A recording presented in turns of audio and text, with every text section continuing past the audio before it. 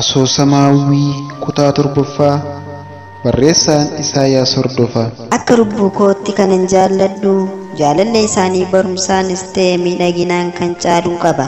Bade hawwii koo hamma har'aatti maaliif utuu wal nun barsiisin na dhoksite? Ati immoo dubbiin dafee siif hin galu. Afachu yeroo xinnoo booda qola baasee sitti himuuf murteesseera. Sitti himnaanis sii galuu hin dandeenye. Hawwii koo amma reefu na sobde. Ati jaalallee qabda jechuudha? Wayyoo hawwii koo. Maal taate? Hoomaa. Maal godhata kun? Akka haaruu ta'aa. Elaa sitti himu? Eeyyee. Sammuun keenya barumsatti %99 argatu karaa dhimma haasofnu kanatti ammoo 0%dha. Kufteetta jechuudha. Ati jaalallee immaa beetiin ala 100 caalaa bareedduu fi akka lubbuu isheettis jaallattu qabda.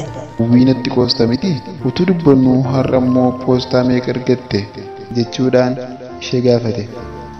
Hawwiin garuu aariidhaan gaaffii inni ishee gaafateef utuu deebiin kennin calluma jettee sekoondii xinnoof isa ilaalaa erga turtee booda gowwaa jettee itti kolfite. Haalli haasaa isaanii kun yeroo mana barumsaa irraa gara manaatti deebi'an kan haasaanidha. Keessumaa immoo dargaggoota irraa xalayaa hawwiif ergame yeroo hundumaa mana barumsaa irraa gara manaatti yeroo deebi'an ishee gaafata. Gaaffiin kun latiif aadaa ta'eera. Isheenis lamas ta'uu tokko kan ishee geecirtee wajjin dubbisanii kolfu. Eenyummaa nama isheef barreesse sana wal gaafachuudhaan isa miti lakkii isaadha. 11 baa 2A keessaa kan baratudha jechuudhaan kan barreesse sana beekuuf carraaqu. Akkuma kanaan mana ga'u yeroo manatti galan dabtara isaa kaa'ee kubbaa taphachuuf gara hiriyoota isaan dhiiraa deema.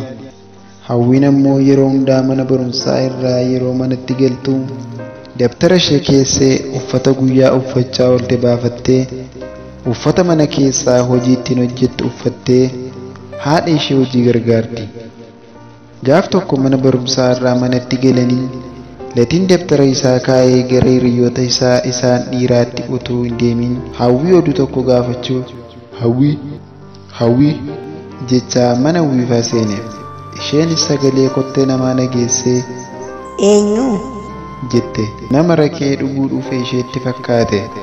Haati ishee gabaa deemte.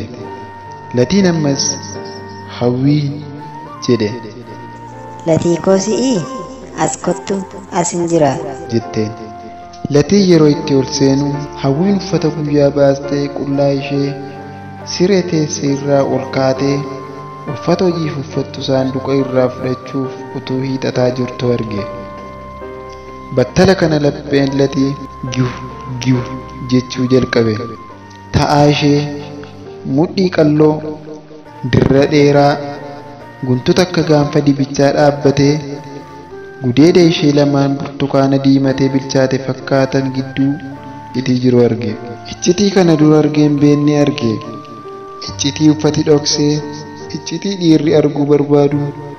Iccitii kana shamarran nama jaallatanitti malee dhiira hundumaatti uffata baasanii hin agarsiisan. Haa ta'ullee malee hawwiinis iccitii kana latiitti argisiisuuf jecha uffata ofirraa hin baasne. Garuu akka carraa yeroo isheen uffata baafattu waan itti ol seeneef arge. Isa dhoksuufis hin yaalle. Isas hin qaanofne. Nama akka lubbuu isheetti jaallattudha. Qaama ishee keessaa tokko akka ta'etti isa ilaalti. yoo arguu barbaade argu. Gowwaan kun iccitii kana yoo arge malee dubbiin hin galuuf kan jettu fakkaatti. Calluma jettee haala isaa ilaalte. Fuulli latii inni diimaan barbadaa ibiddaa fakkaate kan dhufeef irraanfatee qarumatti gogee ishee ilaale.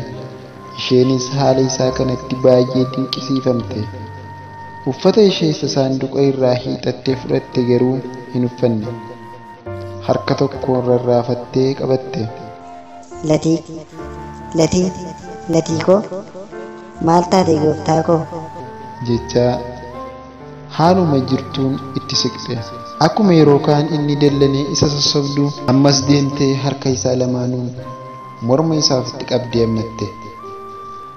Akkuma isa hammattee qabdeen wal qabatanii siree irra gadi ta'an. Qaamni latii ni roome. Waa dubbachuu hin dandeenye. Hawwiin jecha hidhii isaa irra daddabaltee dhungachuutti fufte. Latiinis haaluma hawwiin jalqabdeen ishee hammatee afaansa afaan isheetti qadaade. Akka waan liqimsee dheebuu ba'u hidhii ishee xuuxe. Akka itti durba dhungatan hin beeku. Garuu